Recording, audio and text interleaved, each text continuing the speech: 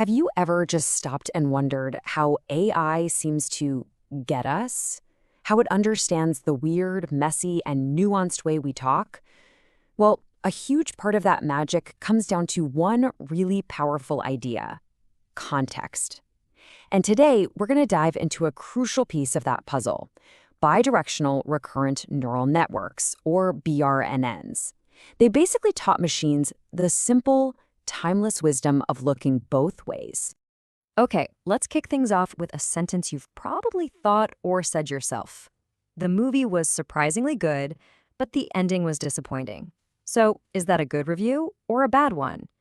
It's complicated, right? It's mixed. Now, if an AI is just reading this from left to right, it might get hung up on surprisingly good and totally miss that all-important but at the end. This one sentence perfectly nails the problem that early AI models slammed into. So here's our game plan for today. We're going to start with the problem, what I'm calling the hindsight problem. Then we'll see how we first tried to solve it by giving networks a memory. After that, we'll get to the big breakthrough, the power of looking both ways. We'll check out where these things are being used, and then we'll look at what's coming next. Let's do it. All right, first up, we have to really get our heads around the fundamental challenge that AI was facing with any kind of sequence. We're talking words, sounds, even something as complex as DNA. Think about the earliest AI models, these feed-forward networks. Imagine them reading a book one word at a time, but with a crazy catch. The second they read a word, poof, they completely forget it. They have zero memory of what just happened and absolutely no clue what's about to happen.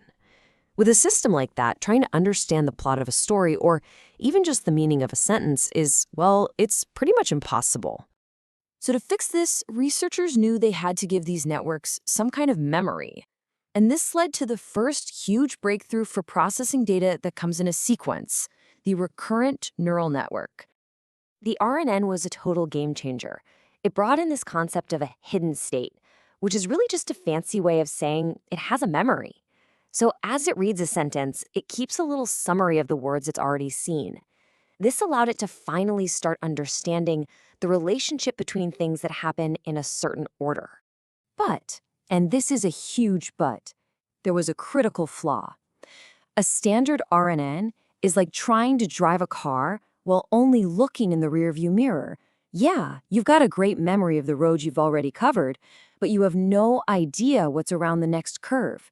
And for so many things, knowing what's ahead is just as important as knowing what's behind you. And this brings us to the hero of our story today, the simple, elegant, almost common-sense solution to this one-way street problem: the bidirectional RNN. The idea behind a BiRNN is honestly just brilliant in its simplicity. It's like someone said, hey, why are we only reading from left to right? Why don't we add a second network that reads the exact same sentence but from right to left? And then we can combine what both of them learned. That way, the model gets a complete 360-degree view of the context for every single word.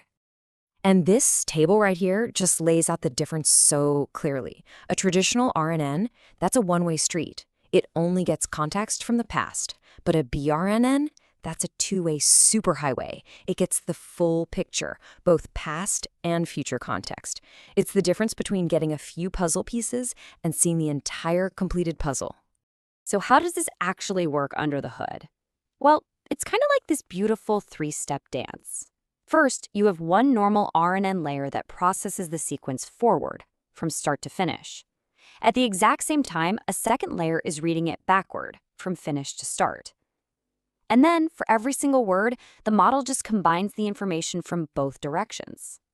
The result is this incredibly rich, deep understanding that a one-way network could only dream of.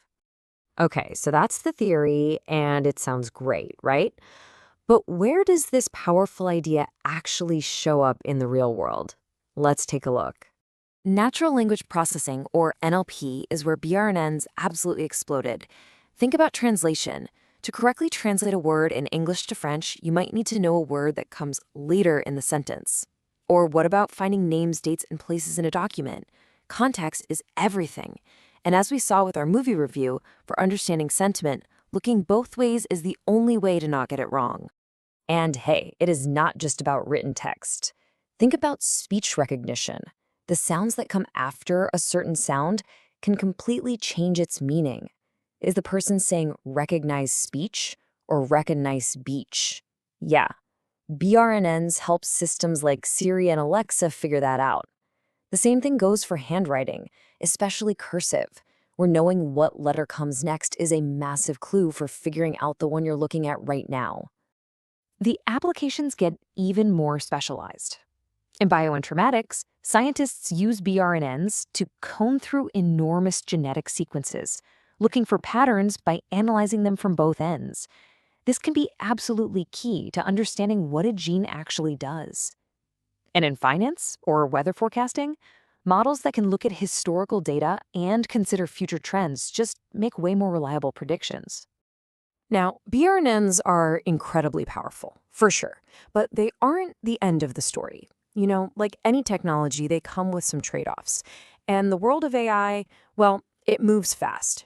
So what are the catches? Well, first, because a BRNN needs to see the end of the sentence to understand the beginning, it's not great for real-time stuff, like live translation, where you don't know the future yet.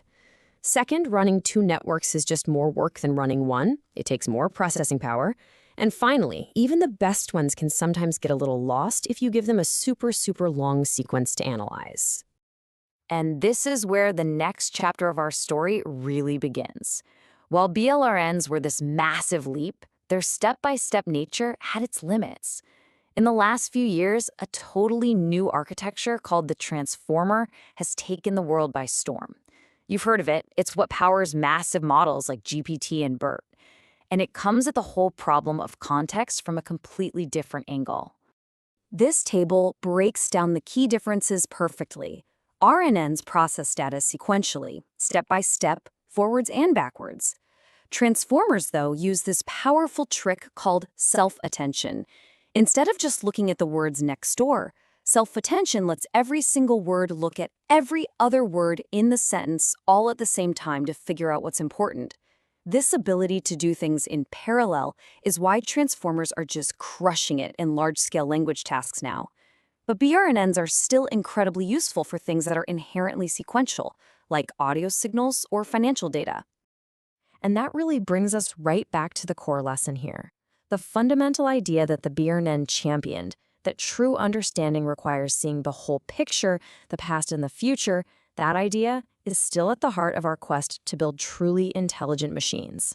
So, I'll leave you with this final thought to chew on. We've seen how this one simple idea, looking both ways, completely changed how AI understands language. So, what other big, complicated problems, maybe in science, or business, or even just in our own lives, could we solve if we just learned to look at them not only from where we've been, but also from where we're going?